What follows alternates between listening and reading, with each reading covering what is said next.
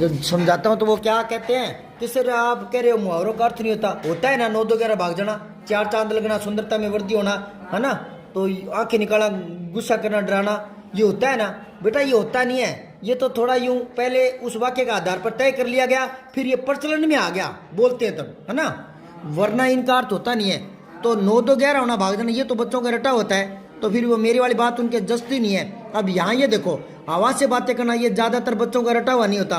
फिर मैं इसे समझा देता हूँ कैसे। देखो, चेतक घोड़ा हवा से बातें करता है। अब हवा से बातें करता है इसका अर्थ होता नहीं है, ये तो वाक्य को देखेंगे तब अर्थ दिखाएगा कि घोड़ा है चेतक और हवा से बातें कर रहा है, हवा कितनी तेज चलती है, वो उससे भी तेज चल रहा है, तो मतलब यहाँ बहुत तेज दौड़ना, यूं तो वाक्य होता ना, उसके आधार पर अर्थ तय होते हैं। अब ये तय हो गया कि तेज दौड़ता है, अब हमने इसको ग्रहण कर लिया।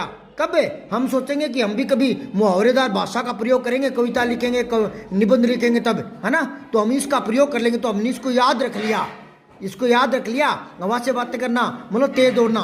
फिर अपने इसको प्रयोग में ले लें कभी ना कभी कि अरे मोहन, मैं तो ना तेरे से आगे निकल जाऊँ, मैं तो खुद ही है ना हवा से बातें करने वाला हूँ, नहीं समझे क्या, कभी जरूरत पड़ी तो, तब वो उसको हम याद रख लेते हैं। तब लड़के सोचते हैं कि मुहावरों का अर्थ होता है, होता नहीं है, वो तो हम याद रख लेते हैं। अच्छा, एक और बता दूं, यहाँ मैंने कहा था ना लाक्षणिक शब्दावली होती है ये, इसमें शाब्दिक अर्थ नहीं होता। शाब्दिक अर्थ मतलब जो शब्द लिखे वो, तो हवा से बातें करना, वो बातें करेगा क्या, मुंह है क्या उसके, और हवा से बात करेगा, और हवा सुन लेगी बात, हवा के कान होते हैं, तो मतलब शाब्दिक अर्थ है, मतलब जो लिखा है वो अर्थ नहीं होता।